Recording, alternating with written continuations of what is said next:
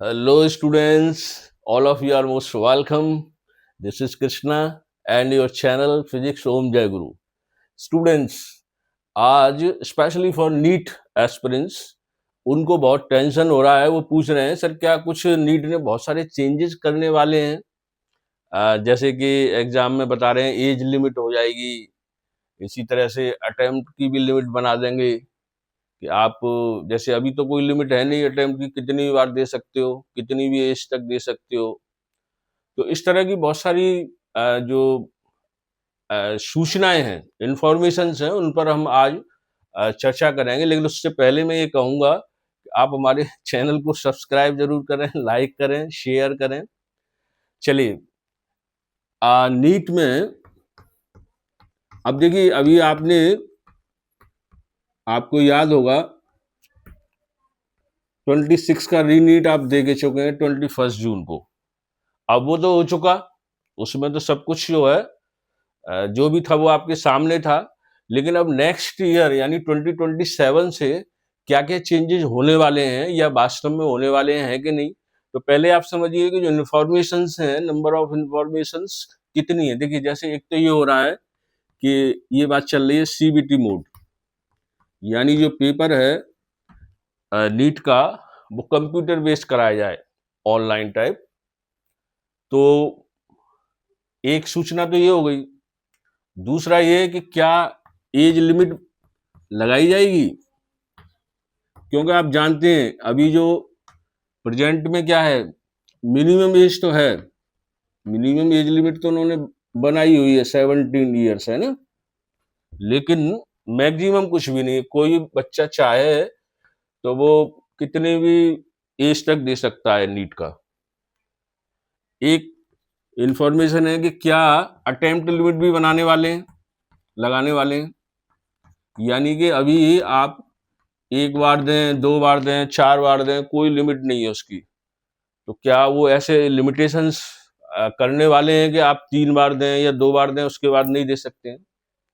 इसी तरह से एक और सूचना है कि क्या 12th का जो बोर्ड है, वो जो आप एग्जाम देखते हैं 12th बोर्ड का, जो एलिजिबिलिटी में संभाला जाता है, तो क्या इसके भी मार्क्स इसमें ऐड होंगे? कोई मेरिट सिस्टम भी चेंज होने वाला है? क्योंकि ऐसा सुनने में आ रहा है कि नीट का आप जो देते हैं उसके मार्क्स प्लस 12th के कुछ परसेंट इसमें ऐड किए जाएंगे, तब मेरिट बनेगी। तो चलिए इन पर एक एक करके इन पर डिस्कस करते हैं और इनका आंसर लेते हैं।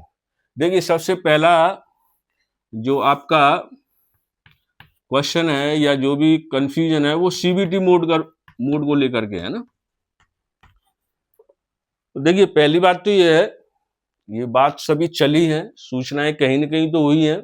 इनके लिए जो एक तो एनटीए जैसा आप जानते हैं संस्था है जो कि इसको कंडक्ट कराती है, और एक एनएमसी है, national medical counselling, sorry, NMC, national medical council. वो जब तक अप्रूव नहीं करती तब तक कोई ऑर्डर माना नहीं जाता।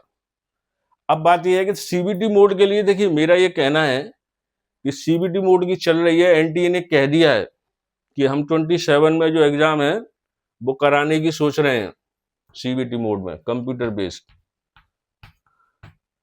तो वैसे देखा जाए प्रैक्टिकली तो ये ऐसे लगता है कि एकदम से पॉसिबल नहीं है। और उसका रीजन क्या है वो भी मैं बताऊं कि जो नंबर ऑफ एप्लीकेंट या स्टूडेंट्स हैं जो नीट में बैठते हैं, वो एवरेज देखा जाए उनकी संख्या 20 से लेकर के 22 या 24 लाख तक होती है। इस बात को समझिए, जो नंबर ऑफ स्टूडेंट्स होते हैं इसमें, वो आप मान लीजिए कि 20 से लेकर के 24 लाख तक होते हैं। तो अब इसमें प्रश्न ये है कि क्या ये संभव है? जैसे आज नीट की जो परीक्षा होती है एक ही दिन में वो कंडक्ट करा देते हैं, तो क्या एक दिन में इतने सारे स्टूडेंट्स को कंप्यूटर बेस्ड परीक्षा कराई जा सकती है? तो प्रैक्टिकली देखें ये पॉसिबल नहीं है आज की तारीख में।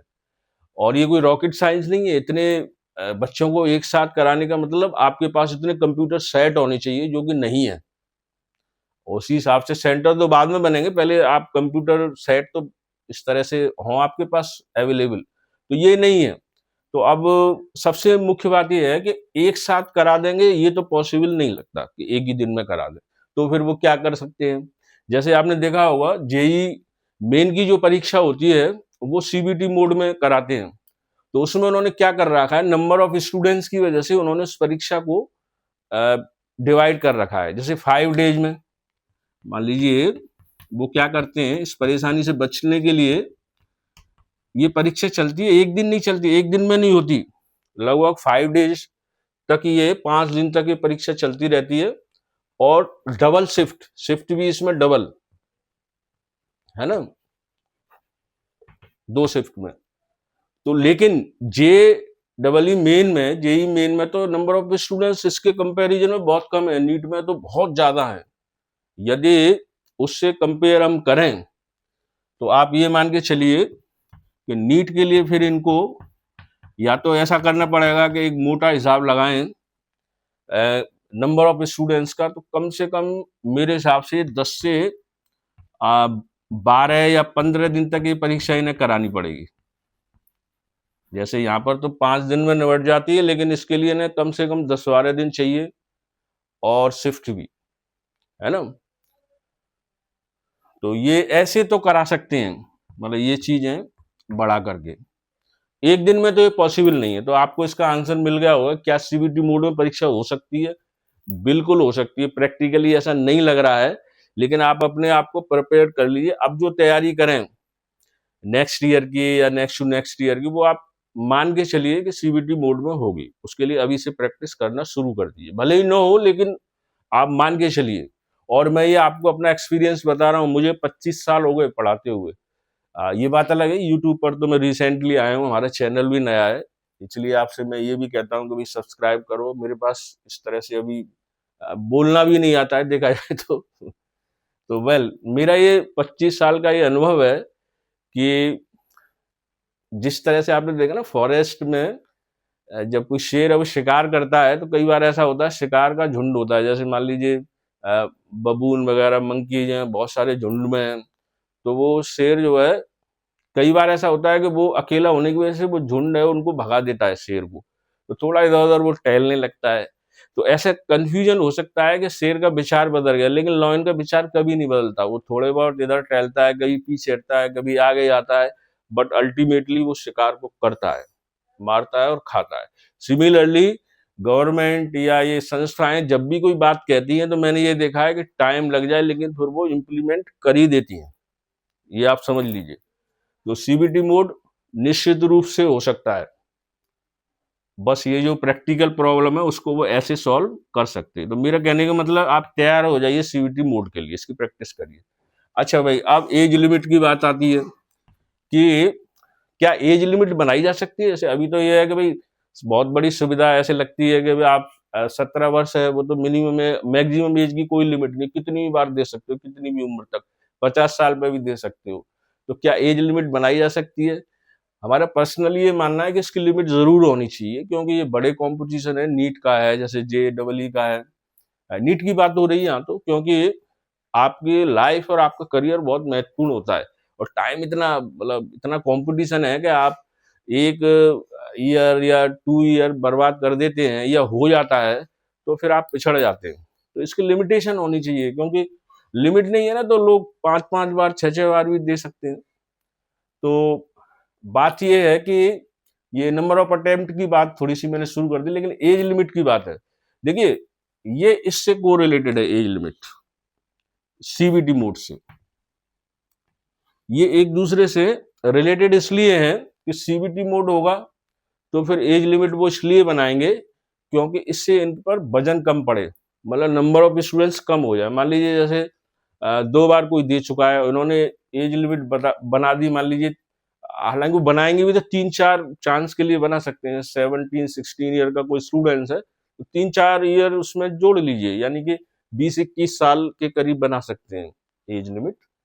तो उसमें ये होगा कि सबसे पहले तो मान लीजिए 21st के बाद यदि उन्होंने बना ली, तो नंबर ऑफ स्टूडेंट्स कम हो जाएंगे। भाई जिनकी एज ज्यादा हो जाएगी वो बैठ ही नहीं पाएंगे, तो यहाँ पर वजन कम होगा। दूसरा ये भी होगा कि हाँ, वैसे रिलेशन बस इतना ही है, जो सीबीटी मोड है तो एज लिमिट बना सकते हैं वजन कम करने के लिए, बल्कि ये पक्का होगा, सीबीटी मोड होगा तो एज लिमिट भी बनाई जाएगी, ठीक है ना। तो आप ये समझ लीजिए एज लिमिट के बारे में हमने बता दिया आपको, इसका आंसर ये हो गया यस। जो सेकंड वाला है एज लिमिट वाला, उसका आंसर ये है कि बिल्कुल होगा यदि सीबीटी मोड हुआ तो, if CBT mode will apply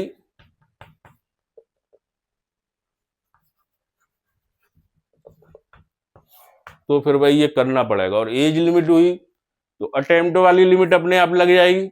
अब मान लीजिए आपने कहा कि भाई 21 ईयर्स तक आप दे सकते हैं, एक एग्जांपल ले लें 21 ईयर्स तक, तो जाहिर है 12th में जो बच्चा होता है वो 3 या 4 बार ही दे सकता है, तो फिर अटेम्प्ट लिमिट भी इससे कोरिलेट हो जाएगी, है ना। तो जो तीसरा है, यदि सीबीटी मोड हुआ तो फिर जो अटेम्प्ट वाली जो लिमिट है वो भी करनी पड़ेगी, ठीक है ना। इसके बाद में लास्ट में आता है 12th बोर्ड।